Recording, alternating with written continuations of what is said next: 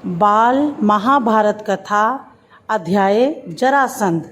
इंद्रप्रस्थ में प्रतापी पांडव न्यायपूर्वक प्रजा पालन कर रहे थे। युधिष्ठिर के भाइयों और साथियों की इच्छा हुई कि अब राजसूय यज्ञ करके सम्राट पद प्राप्त किया जाए। इस बारे में सलाह करने के लिए युधिष्ठिर ने श्री कृष्ण को संदेश भेजा। जब कृष्ण को मालूम हुआ कि युधिष्ठिर उनसे मिलना चाहते हैं तो तत्काल ही वे द्वारका से चल पड़े और इंद्रप्रस्थ पहुंच गए। युधिष्ठिर ने श्री कृष्ण से कहा, मित्रों का कहना है कि मैं राजसूय यज्ञ करके सम्राट पद प्राप्त करूं, परंतु राजसूय यज्ञ तो वही कर सकता है जो सारे संसार के नरेशों का पूज्य हो और उनके द्वारा सम्मानित हो। आप ही इस विषय में मुझे सही सलाह दे सकते हैं। युधिष्ठिर की बात शांति के साथ सुनकर श्री कृष्ण बोले, मगध देश के राजा जरासंध ने सब प्रजाओं को जीतकर उन्हें अपने अधीन कर रखा है। सभी उसका लोहा मान चुके हैं और उसके नाम से डरते हैं। यहाँ तक कि शिशुपाल जैसे शक्ति संपन्न राजा भी उसकी अधीनता स्वीकार कर चुके हैं और उसकी छत्र छाया में रहना पसंद करते हैं। अतः जरासंध के रहते हुए और कौन सम्राट पद प्राप्त कर सकता है। जब महाराज उग्रसेन का नासमझ बेटा कंस जरासंध की बेटी से ब्याह करके उनका साथी बन गया था, तब मैंने और मेरे बंधुओं ने जरासंध के विरुद्ध युद्ध किया था। 3 बरस तक हम उनकी सेनाओं के साथ लड़ते रहे, पर आखिर हार गए। हमें मथुरा छोड़कर दूर पश्चिम द्वारका में जाकर नगर और दुर्ग बनाकर रहना पड़ा। आपके साम्राज्याधीश होने में दुर्योधन और कर्ण को आपत्ति भी ना हो, फिर भी जरासंध से इसकी आशा रखना बेकार है। बगैर युद्ध के जरासंध इस बात को नहीं मान सकता है। जरासंध ने आज तक पराजय का नाम तक नहीं जाना है।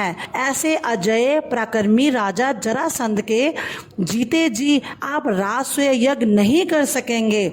उसने जो राजे महाराजे बंदीगृह में डाल रखे हैं, किसी न किसी उपाय से पहले उन्हें छुड़ाना होगा। जब ये हो जाएगा तभी राजसूय यज्ञ करना आपके लिए साध्य होगा। श्री कृष्ण की ये बातें सुनकर शांति प्रिय राजा युधिष्ठिर बोले, आपका कहना बिल्कुल सही है। इस विशाल संसार में कितने ही राजाओं के लिए जगह है। कितने ही नरेश अपने अपने राज्य का शासन करते हुए इसमें संतुष्ट रह सकते हैं। आकांक्षा वह आग है जो कभी बुझती ही नहीं है।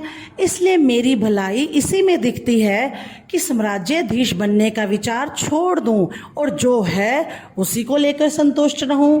युधिष्ठिर की यह विनयशीलता भीमसेन को अच्छी ना लगी। उसने कहा, श्री कृष्ण की नीति कुशलता, मेरा शारीरिक बल और अर्जुन का शौर्य एक साथ मिल जाने पर कौन सा ऐसा काम है जो हम नहीं कर सकते हैं। यदि हम तीनों एक साथ चल पड़े तो जरासंध की शक्ति को चूर करके ही लौटेंगे। आप इस बात की शंका ना करें।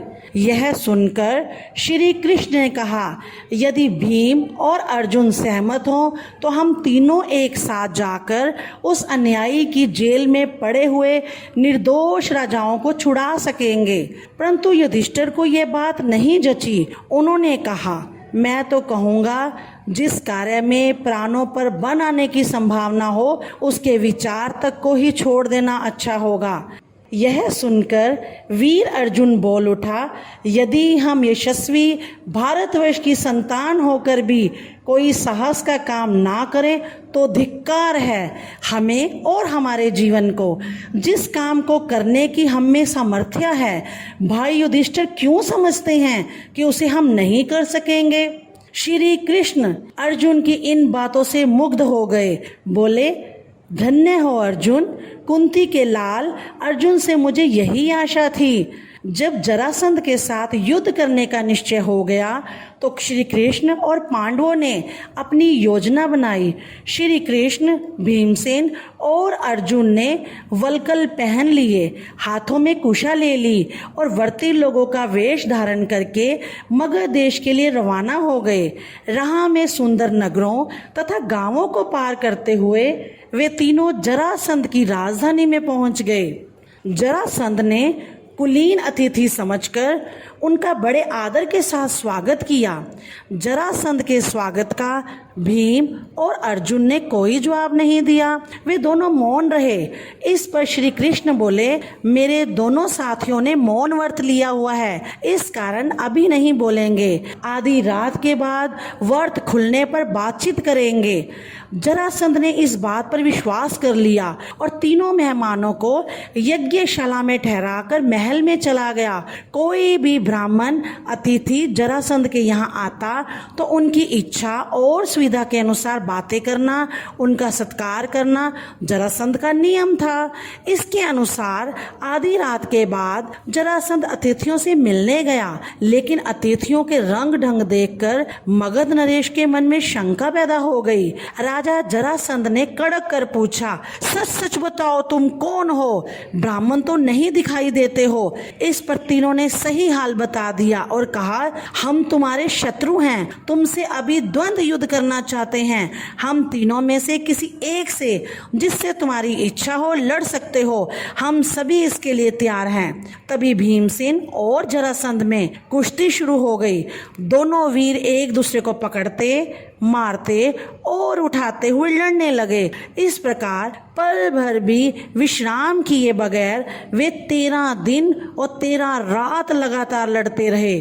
14वें दिन जरासंध थक कर जरा देर को रुक गया, पर ठीक मौका देखकर श्री कृष्ण ने भीम को इशारे से समझाया और भीमसेन ने फौरन जरासंध को उठाकर चारों ओर घुमा दिया और जमीन पर पटक दिया।